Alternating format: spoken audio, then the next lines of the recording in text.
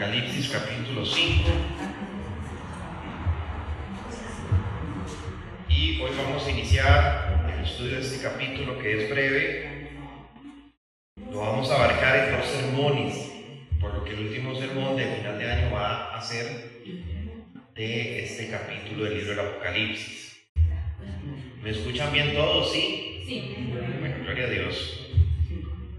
Hermanos, les pido por favor que los teléfonos los pongamos en silencio para que nada nos interrumpa. Y hoy vamos a estudiar los versos del 1 al 7. Entonces vamos en nuestras Biblias a Apocalipsis 5, versos del 1 al 7. Y pedimos al Señor que nos dé iluminación en nuestro entendimiento, la fortaleza, la paz para poner atención. Amén.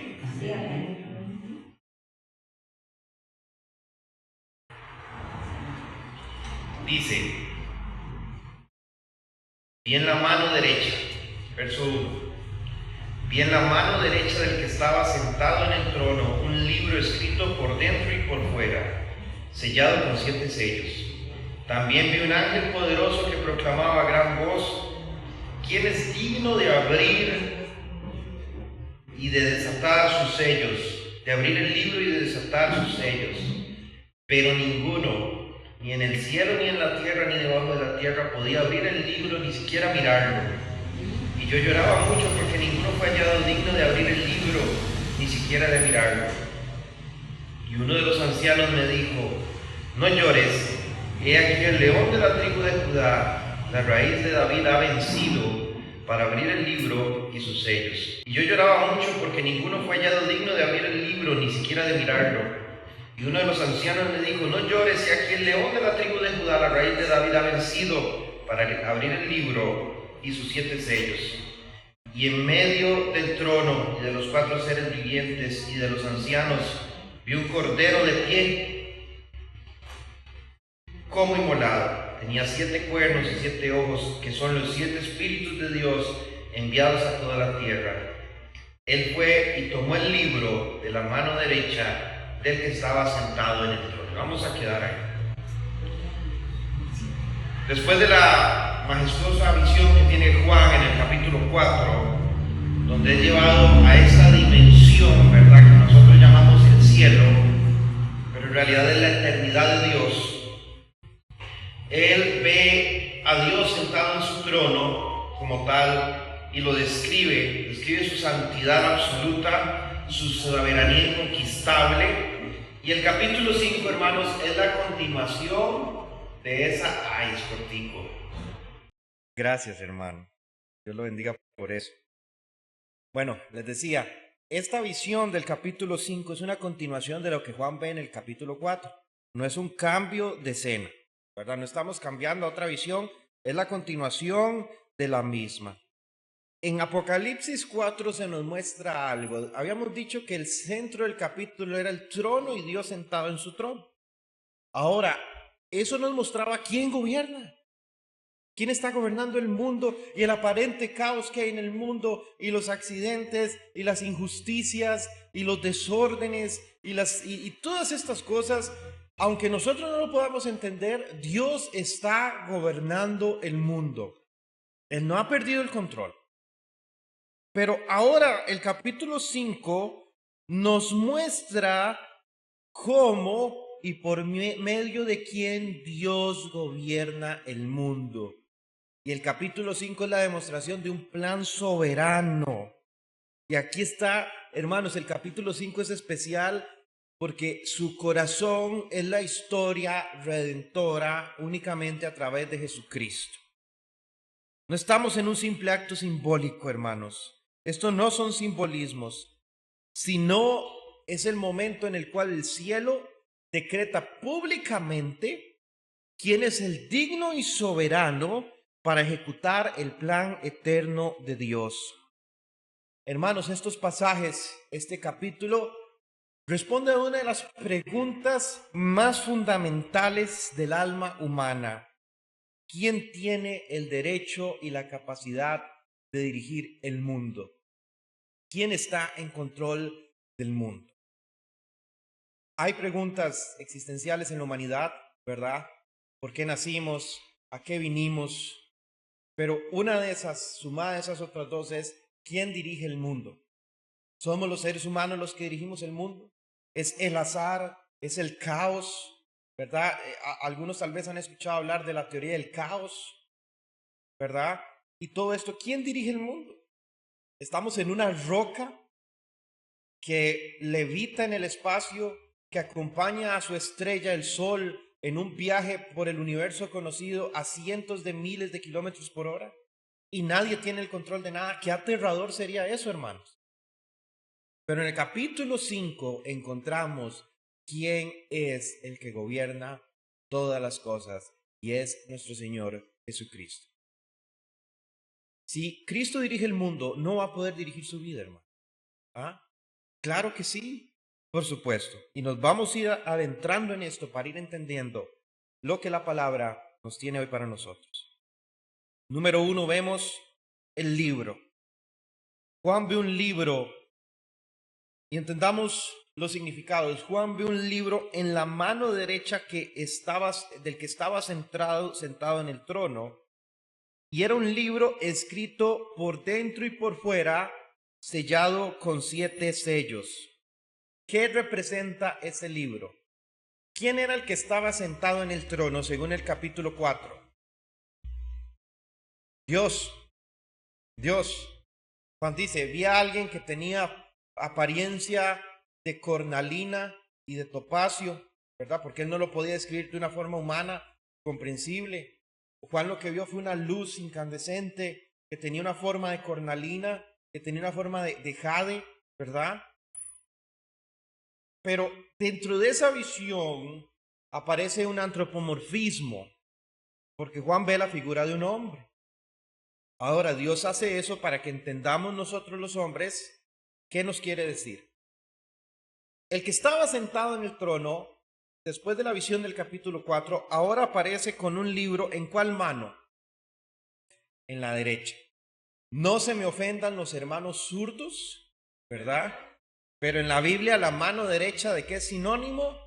De autoridad y de poder y de señorío. La diestra poderosa de Jehová, dice la palabra. Entonces, ¿por qué ese libro está en la mano derecha? ¿Qué es este libro? Y no es un libro como los que nosotros conocemos, de tapita. ¿Cómo eran los libros en ese tiempo? Eran un pergamino, un rollo. ¿Qué es ese libro entonces? Con 7 sellos y escrito por dentro y por fuera. Hermano, ese libro es un decreto soberano de Dios. Decimos esto porque está en su mano derecha, porque es Dios mismo y porque el libro está sellado. Es el libro que Dios tiene en su mano, es el plan eterno de redención de la humanidad. ¿Qué incluye esto? El juicio y la redención, la historia y la consumación, y la justicia y la gracia. Ese es el plan de Dios. Ese es el pacto de redención que Dios tiene en su mano derecha. Y al ser un decreto de Dios, ¿qué es lo que sucede? ¿Se cumple o no se cumple? Se cumple. No hay nada, hermanos, no hay nada en este mundo, ni en la dimensión de la eternidad, hay nada que pueda truncar los planes de Dios. Porque si no, no sería Dios. Si algo pudiera hacer que los planes de Dios fallen, no sería Dios. Dios tiene este plan de juicio, de redención, de gracia y de justicia. Tiene este plan soberano, una consumación de la historia de un pueblo que Él escoge para salvarlo. Pero ¿qué es lo que pasa con ese decreto? Está sellado. Y no solo con no está con 3 candados, como dice la canción, ¿verdad? Está sellada con 7 sellos. Ahora vamos a ver qué significa eso. Este decreto está en la mano derecha de Dios porque es un símbolo de autoridad, de poder y de control absoluto. Nada ocurre fuera de este libro. Ningún plan de la humanidad se va a ejecutar fuera de este libro sellado. Nada puede sorprender a Dios, hermanos.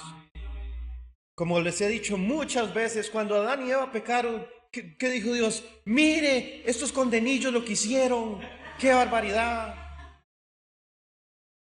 Cuando el pueblo de Israel rechazó a Jesucristo, ¿qué dijo Dios? ¿Cómo se le ocurre? ¿Qué pasó aquí? ¿Por qué lo rechazaron? ¿Ah? Dios sabía esas cosas. Cuando Abraham embarazó a Agar y dio a luz a Ismael, Dios no le dijo, qué tonto, ¿qué fue lo que hizo? Dios sabía esas cosas. Dios lo sabe todo, todo. Y el atributo de la omnisciencia y la emanencia de Dios es tan espectacular que Dios no solamente conoce todo el conocimiento humano, que para Dios eso es nada. Entonces, Dios sabe de física cuántica, Dios sabe de física cuántica. Dios sabe de genética, Dios sabe de genética. Él fue el que hizo todo. Él es el mayor genetista de la historia. Dios sabe de motores espaciales, Dios sabe de motores espaciales. Dios sabe de matemáticas, claro que Dios sabe de matemáticas. De hecho, algunos matemáticos teístas dicen que las matemáticas es el lenguaje con el que Dios escribió el mundo. Entonces, Dios no solamente tiene un conocimiento humano de todas las ciencias, sino que Dios tiene un conocimiento de todo el universo, hasta los misterios más grandes del universo, y tiene lo más increíble, el conocimiento de todos los actos del futuro.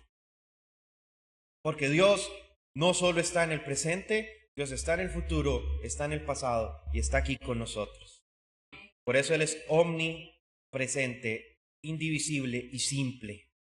No se parte en pedazos. Entonces, a nada puede sorprender a Dios. No puede ser tomado por sorpresa. Como decía Calvino, nada acontece sin que el consejo de Dios lo decrete. Dios sí puede decretar, nosotros no. Eso es algo que una vez estudiamos, ¿verdad? Lamentaciones dice, si Dios decreta algo, ¿quién lo puede detener? Nadie. Entonces, este libro es un decreto. Ahora, el libro tiene dos curiosidades. Número uno, está escrito por dentro y por fuera. ¿Qué significa eso? En el mundo antiguo, los rollos, ¿verdad? Donde se escribían los decretos, se escribían y se enrollaban de manera que la parte no escrita quedaba por fuera del rollo, ¿verdad? ¿Me entiende? ¿Verdad? La parte no escrita quedaba por fuera del rollo para después sellarlo.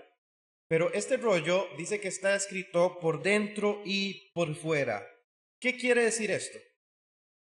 Que el consejo, el decreto de Dios está completo. Que no hay que agregar nada. No hay más espacio para ninguna otra cosa porque el decreto de Dios está lleno. Esto quiere decir tres cosas, hermanos. Número uno, el plan de Dios es completo. Y esto nos hace entender las últimas palabras de Cristo, las penúltimas palabras de Cristo, cuando en la cruz dijo, Padre, consumado es. No solo que ya había muerto, no solo que estaba por morir. Jesús nos está refiriendo a eso. Cuando Jesús dice, Padre, consumado es, en la cruz, se está refiriendo a este plan. No, porque nosotros leemos y malinterpretamos, porque después dice, en tus manos encomiendo mi espíritu. Y dice que el Señor exhaló, ¿verdad?, su espíritu. Pero esas palabras, consumado es que esta obra redentora de Dios quedó completada en el momento en que Jesucristo entrega su vida y la última gota de su sangre en la cruz del Calvario. ¿Qué tenemos que agregar nosotros? Dígame. ¿Qué obras puedo agregar yo a eso? Nada. Ese es el Dios que usted y yo adoramos. Un Dios que hizo todo completo. Consumado es. No hay nada más que agregar. Número dos, que no necesita añadidos humanos. Bueno, esta idea la mezclamos con esta que estamos diciendo también. Yo no necesito hacer sacrificios humanos, ¿verdad? No necesito ayunos, no necesito peregrinajes, no necesito oraciones largas. Hermano, no puedo hacer nada para sumarle puntos a la salvación y a la redención, porque ya Cristo hizo todos los puntos. Y debemos, ahora, otra cosa son las disciplinas cristianas. El hecho de decir que no hay que orar para sumar puntos a la salvación no significa que orar sea una disciplina cristiana que mortifique el pecado. Eso es un tema completamente diferente.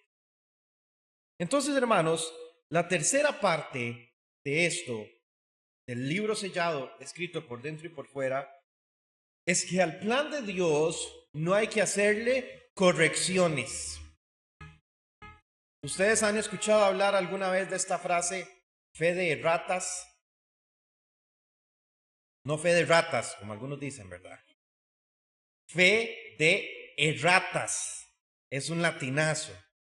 ¿Qué significa la fe de erratas? Bueno, la fe de erratas es una palabra que se utiliza para definir un mecanismo legal para hacer la corrección de una publicidad. Entonces, ¿qué es lo que pasa?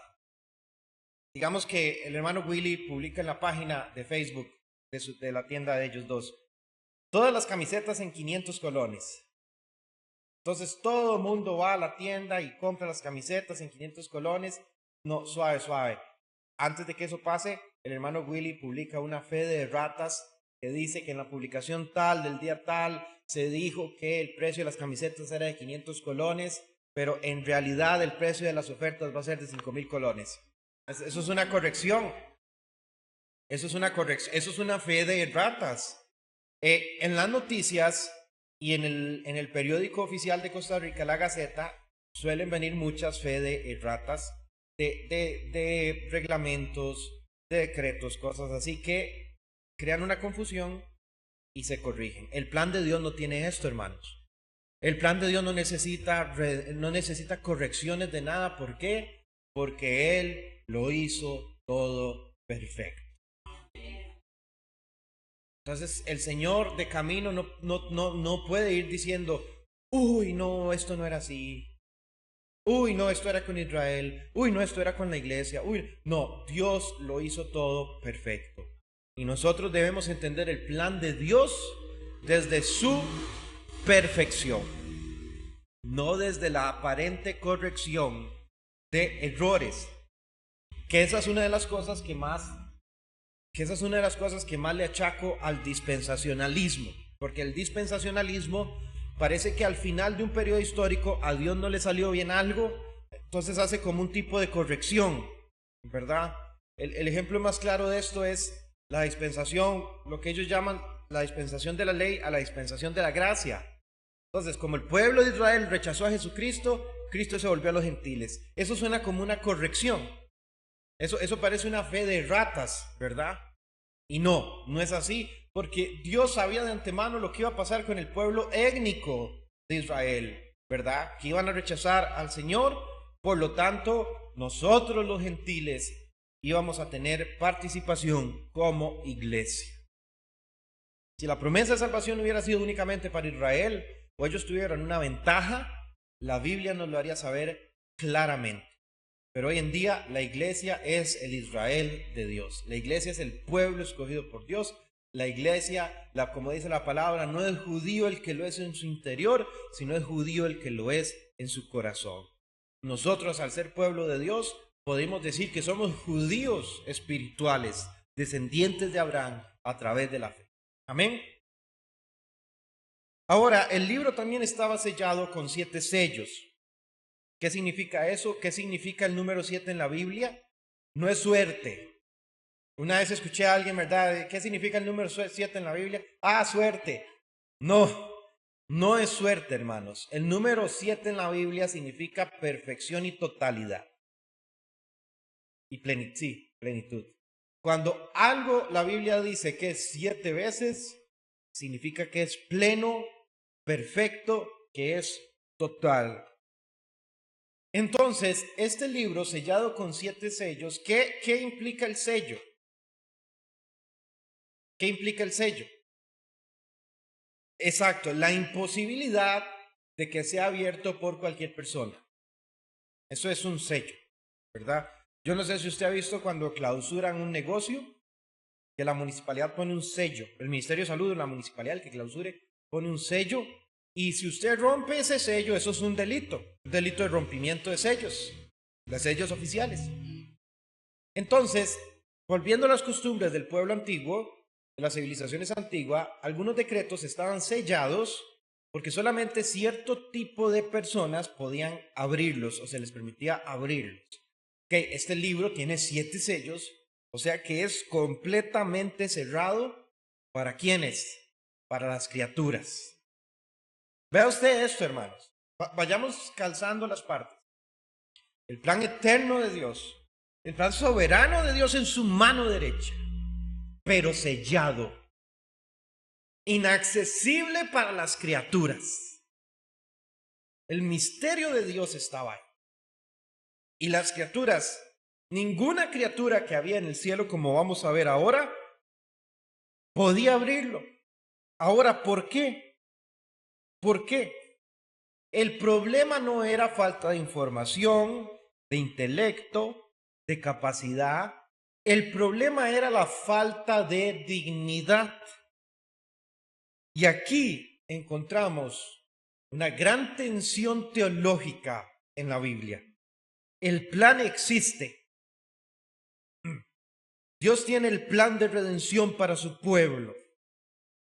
Ay, hermano, por eso la palabra dice que nosotros fuimos escogidos desde antes de la fundación del mundo, desde antes que el Señor nuestro Dios, que el Dios Padre abriera su boca y dijera, hágase la luz, divídase, sepárese la luz de las tinieblas. Desde antes ese decreto de salvación ya tenía su nombre escrito ahí. Qué tremendo, hermano. Grande y misericordioso nuestro Señor, amén. Entonces, la tensión teológica es esta. Dios tiene el plan de salvación, el decreto de redención en su mano, pero no hay nadie capaz de ejecutar. No hay nadie. No hay nadie en el cielo. Hasta el momento, ¿verdad? No hay, hasta el momento de la lectura. No hay nadie en el cielo capaz de ejecutar ese plan. Vamos entendiendo lo que la Escritura nos quiere decir, hermanos. Si usted queda alguna vez con dudas, hermano, llame al hermano Willy, él con mucho gusto les explica. No, hermano, obviamente, estamos a su servicio. Gloria a Dios. Veamos lo que dice. Y vi un ángel fuerte. El verso 4, versos del 2 al 4. Y vi un ángel fuerte. No era cualquier ángel. Era posiblemente un querubín. Y vi un ángel fuerte que pregonaba a gran voz, ¿quién es digno de abrir el libro y de desatar sus sellos? ¿Dónde está preguntando esto? ¿En la tierra o en el cielo? En el cielo. O sea que ahí estaba Miguel, ahí estaba Gabriel, ahí estaban todos estos ángeles de Dios. Habían serafines tan cerca de la santidad de Dios. Habían querubines adorando en el trono de Dios, los 4 seres vivientes, ¿verdad? Y habían 24 ancianos santos. Pero vean la pregunta que se hace en el cielo. ¿Quién es digno de todas estas criaturas celestiales y santas? ¿Quién es digno de abrir el sello, de abrir el libro y desatar sus sellos? Entendemos el nivel de dignidad que se ocupaba, que ni siquiera ángeles tan cercanos a Dios pudieron abrir su boca y decir, yo soy digno. Entendemos ese nivel de dignidad, no es santidad, es dignidad del Señor Jesucristo. Hermano, esto es increíble. El ángel no pregunta, ¿quién es poderoso? ¿Quién es inteligente? ¿Quién es lo suficientemente influyente para abrir los sellos? Pregunta quién es digno. Y la dignidad aquí, hermanos, no es una capacidad técnica, es un mérito moral y una autoridad redentora que solamente viene de Dios. Por lo tanto, ningún otro ser creado, aun siendo ángeles, aun siendo arcángeles, aun siendo querubines, aun siendo serafines, aun siendo tronos, ningún ser creado tenía esa dignidad redentora para abrir este libro y sus sellos. Este llamado recorre el cielo, la tierra, debajo de la tierra. es decir, toda la creación. Y dice la palabra, y ninguno, ni en el cielo, ni en la tierra, ni debajo de la tierra, podía abrir el libro. Qué tremendo. Como les decía, ni ángeles, ni patriarcas, ni profetas, ni apóstoles, ni Abraham, ahí estaba Abraham, ni Moisés, ni David, ni Miguel, ni Gabriel. Nadie tenía esa dignidad para abrir este libro. Este silencio, hermanos, es teológicamente aterrador. Según Sproul, dice, si nadie abre el libro, la historia queda sin sentido y la justicia sin su cumplimiento. Y vea lo que pasa cuando Juan entiende esto. Juan está en el Espíritu y entiende lo que está sucediendo. ¿Qué reacción provocó esto en Juan? Tristeza. Y yo lloraba mucho, dice Juan, porque nadie era digno de abrir el libro. Y aquí debemos entender algo, hermanos. Juan no está llorando por una curiosidad frustrada o por un sentimiento humano de tristeza. Juan está llorando porque él, así como nosotros hoy, está entendiendo lo que sucede si este libro no se abre. Si el libro no se abre, el mal no será juzgado jamás. Si el libro no se abre, no va a haber vindicación del sufrimiento. Y si el libro no se abre por sobre todas las cosas, no puede haber una promesa de redención. Entonces, ¿quién puede ejecutar este plan de Dios?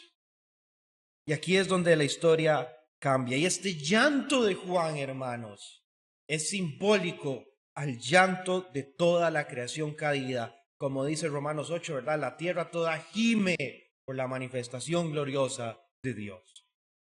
Toda la creación, hermanos, llora para que Dios manifieste finalmente su salvación y su plan con esta tierra y con nosotros. Ese llanto, hermanos, es el eco de lo que se perdió en el jardín del Edén, la comunión perfecta y absoluta con Dios. Pero sucede algo. Hay una consolación. Y esa consolación, ¿cómo se llama? El Evangelio. Vemos en el verso 5 que dice, entonces uno de los ancianos me dijo, ¿qué representaban los ancianos? ¿Qué representaban los 24 ancianos? El pueblo de Dios. 24 porque fueron las 12 tribus de Israel, cuando el pueblo de Dios estaba atado a una etnia, y después los 12 apóstoles, cuando el pueblo de Dios no era una etnia, sino eran aquellos que habían sido bautizados por el Espíritu, ¿verdad? Los que habían recibido al Espíritu Santo a través de Cristo por su redención. Entonces, ¿por qué a Juan no fue un ser viviente, no fue un ángel el que le dijo, el que lo consoló? ¿Por qué fue la iglesia? Porque eso es lo que la iglesia hace en la tierra, hermanos. Traer consuelo a través del Evangelio. La creación gime y llora y el mundo está perdido en sus problemas, el mundo está perdido en sus aflicciones y los que están en el mundo sufren de muchas cosas y en medio de todo ese sufrimiento, en medio de toda esa oscuridad, hay una gran luz que alumbra que se llama el Evangelio de Jesucristo para salvación. Entonces, tenía que ser uno de estos ancianos, porque eso era lo que hacían en la tierra. Uno de estos ancianos se acercó a Juan y lo consuela y le dice, no llores, no llores. ¿Y a quién le anuncia? ¿A quién le anuncia? He aquí el león de la tribu de Judá, la raíz de David, ha vencido. ¿De quién le está hablando? De Jesucristo.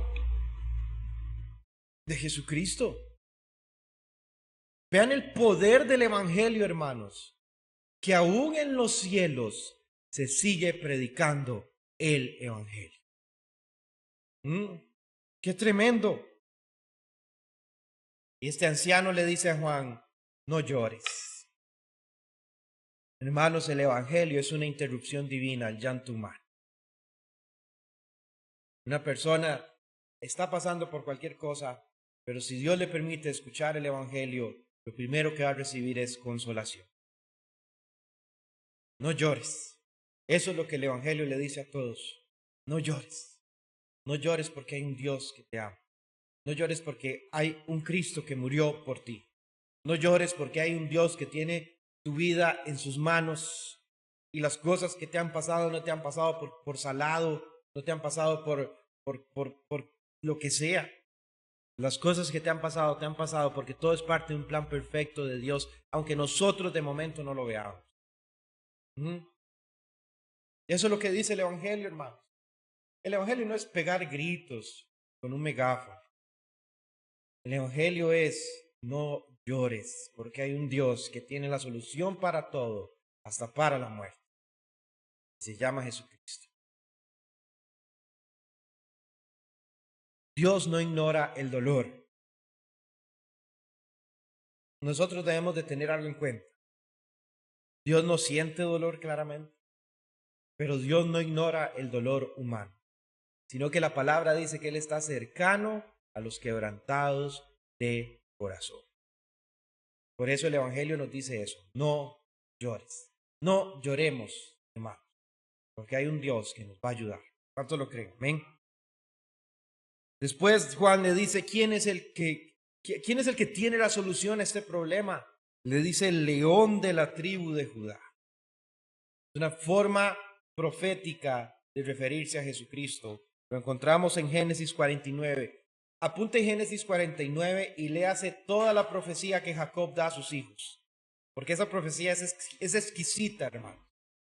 Léase toda la profecía de Génesis 49 y usted ahí va a entender muchas cosas. Pero una parte de esa profecía en el verso 10 dice: no será quitado el cetro de Judá, ni el legislador de entre sus pies, hasta que venga Silo y en él se congreguen todos los pueblos. ¿De quién está hablando Jacob en toda esa profecía? De Cristo. De Cristo. Isaías 11, verso 1, dice: saldrá una vara del tronco de Isaí, y un vástago retoñará de sus raíces, y reposará sobre él el espíritu de Jehová, espíritu de sabiduría y de inteligencia, espíritu de consejo y de poder, espíritu de conocimiento y de temor de Jehová, y le hará entender diligente en el temor de Jehová. No juzgará según la vista de sus ojos, ni arguirá por lo que oigan sus oídos, sino que juzgará con justicia a los pobres, y arguirá con equidad por los mansos de la tierra, y herirá la tierra con la vara de su boca, y con el espíritu de sus labios matará al impío, y será la justicia cinto de sus lomos, y la fidelidad ceñidor de su cintura. ¿De quién está hablando ahí?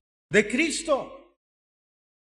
Y en el cielo Él es reconocido como este león, este vástago de Isaí, el león de la tribu de Judá, que no se apartará el cetro, no se apartará la ley de sus pies, no se apartará la justicia de sus lomos. ¿Quién es? Es Cristo. La Biblia anuncia a Cristo desde el Génesis, hermanos. Desde Génesis hasta Apocalipsis. Desde Génesis hasta Apocalipsis podemos ver a Cristo. Entonces, este león de la tribu de Judá, ¿qué representa? Porque el león, ustedes han visto, bueno, obviamente, muy seguramente por tele, un león es una criatura tan majestuosa, hermano. Tan majestuosa. Un león inspira respeto, un león inspira realeza, poder, fuerza. Los antiguos veían a los leones y hacían esta comparación. Es una comparación simbólica entre el poder, la realeza y la majestuosidad de Cristo. Por eso Él es descrito como un león.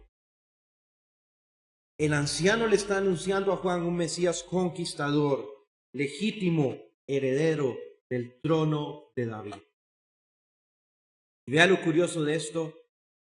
Dice: ha vencido. Él ha vencido. O sea, que la victoria ya es un hecho consumado, no es una victoria futura, no es condicional, no vencerá, ya venció. Cristo ya venció. Amén. Y ahora vemos algo paradójico, ya para ir terminando, los versos 6 y 7. A Juan le hablan de un león, el león de la tribu de Judá, poderoso, majestuoso. Pero cuando Juan gira su rostro, él ve en medio del trono y en medio de los seres vivientes un cordero como inmolado. Inmolado significa quemado, ¿verdad? Quemado en sacrificio. Vean qué curioso esto, hermanos. Juan espera ver un león, pero ve un cordero. Dos animales completamente opuestos, ¿verdad? Un león es símbolo de todo lo que dijimos. ¿Y qué representa un cordero? Docilidad, sacrificio, servicio, ¿verdad? Son dos cosas completamente contrarias.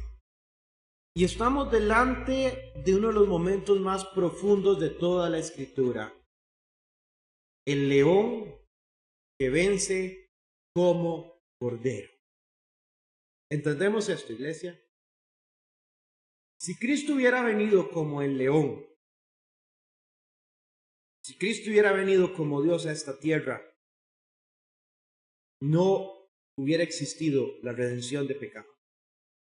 Porque Él hubiera venido como un Dios, como Dios que es, como Dios perfecto. Y hubiera venido en su gloria y todas las naciones se hubieran arrodillado delante de Él. Y no hubiera nadie que le hubiera podido hacer frente si hubiera venido como el león. Pero ¿cómo vino Él? Como el cordero. Porque por un hombre entró el pecado, por un hombre tenía que ser el pecado expiado. ¿Entendemos eso, iglesia? ¿Entendemos por qué Juan ve un cordero en medio del trono y no un león? Porque Cristo venció como cordero. Él venció el pecado como hombre, siendo totalmente hombre, con las mismas debilidades y las mismas aflicciones que usted y yo tenemos como seres humanos. Cristo también las tuvo. Y así triunfó sobre el pecado y sobre la muerte. El poder se manifiesta en el sacrificio. La autoridad nace de la cruz. Y como dijo Martín Lutero, la cruz es el trono desde donde Cristo reina. Ahora veamos que aún en el cielo el cordero se ve como inmolado. ¿Qué quiere decir esto, hermanos? Que Cristo está vivo, pero también eternamente marcado por su sacrificio. En el cielo no han olvidado el sacrificio de Cristo, aunque a nosotros a veces se nos olvida, ¿verdad? Pero en el cielo nunca lo han olvidado.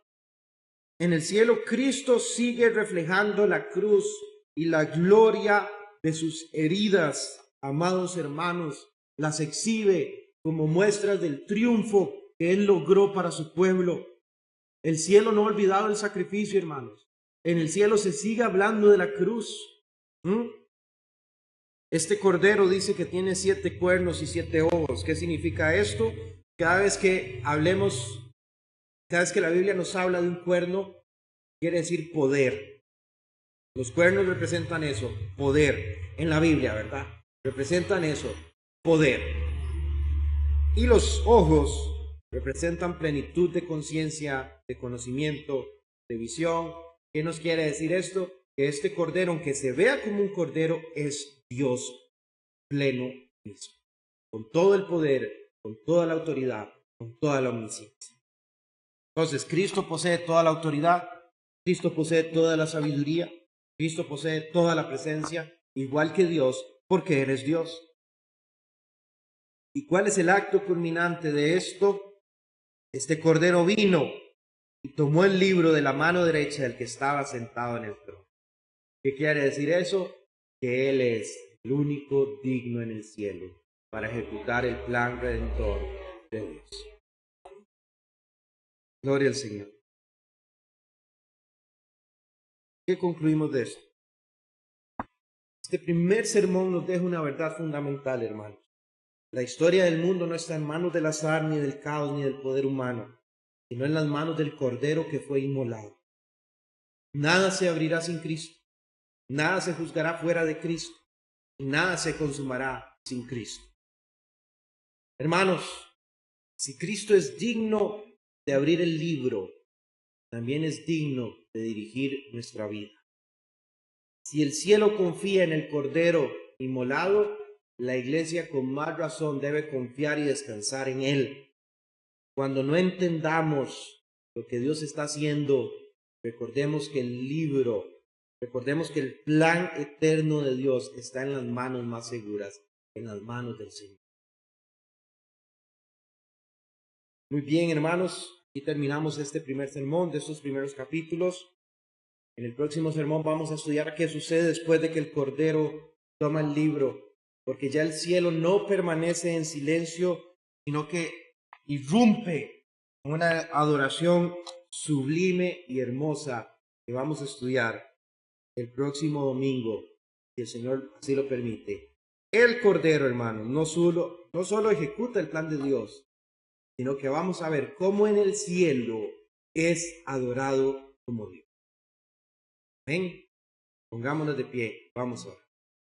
Padre, que estas palabras que escuchamos hoy nos permitan creer, confiar más en ti, porque si tú eres digno en los cielos, Señor, con cuánta más razón eres digno aquí en la tierra, en la iglesia y en nuestra vida. Ayúdanos a confiar en ti, Señor. Que este estudio no sea solamente por una curiosidad teológica, sino que cada capítulo nos lleve a confiar más en ti, a santificarnos más y a entregarnos y rendir nuestra voluntad más a ti. Señor, ponemos en tus manos esta semana. Padre, en el mundo la Navidad se celebra de una forma mundana, pero para nosotros los creyentes es un momento de conmemorar que tú viniste aquí a la tierra, a morir por nuestros pecados y a ejecutar este plan eterno y soberano de Dios.